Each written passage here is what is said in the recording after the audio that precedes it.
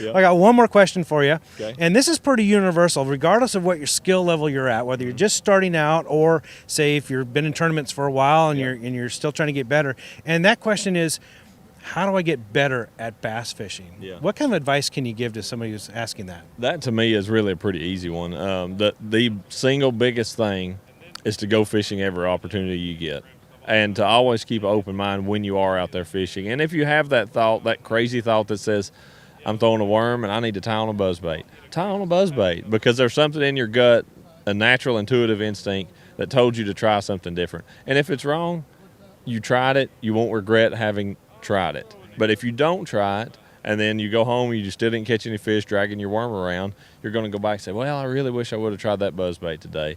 So always just listen to that gut when you're learning, when you're trying to become a better angler, because you'll have those times when you have a thought, you tie something else on, and your very first cast you catch a bass with it. And that's going to give you confidence to always trust your gut and whatever those conditions are telling you to do, and whatever knowledge you have that you've read or you've watched or whatever it may be, that once you have that thought, that you'll trust it, and more times than not, that's going to help you. To get better at anything, you have to challenge yourself to learn something new and do something out of your comfort zone.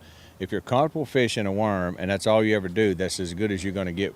Challenge yourself to learn to throw something different. Throw a spinnerbait.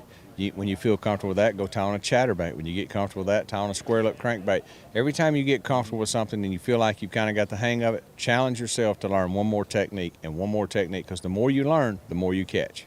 The more variety, don't be a one-trick pony is what I'm hearing. You want to have several tricks in your hat, and you want to be able to use them. And then once you get perfected of those techniques, you'll learn that when you see those situations occur in the water, you can say, this is the perfect situation for a crankbait, tie it on, and you'll be successful. Well, today it's there's so many resources available. I mean, since the advent of the internet and YouTube channels, things like that, you can literally research and find out about all these new lures and techniques and how to fish them. I've done tons of videos on, how to fish different baits or things like that, or different scenarios, how to use your electronics and all that. The bottom line is there's a ton of information out there, and that's great, but you still have to go out and apply it. So there's just no substitute for time on the water. You can be an armchair expert, you can learn all about, how to fish a drop shot or whatever, but until you actually go out and do it, you're not going to be an expert at it.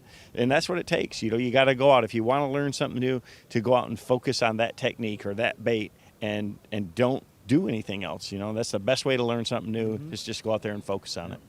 The number one thing that never changes is time on the water.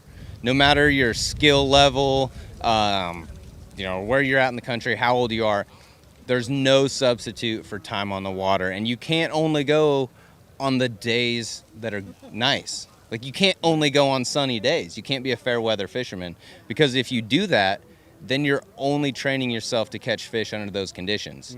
And so for like us as tournament anglers, we don't get to pick the weather that we fish under, right? We just get to pick the dates that we fish, and whatever Mother Nature throws at us for weather, we have to adapt to. And so I always encourage people to go fish on the nastiest days. If you have an off day and you have the chance to go fishing, go do that. Because what happens is, the more experience, the more time you have on the water, the faster that light bulb goes off. Yep. And so when you see those conditions again and you see those variables, it's just like a math question, right? You're adding this and you're subtracting this, and eventually you have this equation to say, this is what I need to do, this is what I need to throw, this is where I need to go. And you can only get that by time on the water, because everyone's going to have their own little personal twist. So if you want to get better, no matter what skill level you are, you just need to spend time on the water. Even if it's on the bank, it doesn't have to even be in a boat. You just need to spend time on the water fishing. My advice would be to fish with as many different people as you can. No matter how good or bad you think somebody may be, you can learn something off everybody. If I went fishing with you tomorrow, Glenn, I'm going to learn something off you. You're going to learn something off me. And it may be, you may learn from me, hey, I sure don't want to do it that way, the way Edwin's doing it, but you're still learning something. The more people you can fish with, the more things you can learn. Sign up in a club or something like that where you can fish with multiple people. The more time you can spend on the water, obviously you're going to get much better. And when it all comes down to it, it's just bass fishing. So many times we try to make it so complicated, and it's really, really not. Always be learning something new.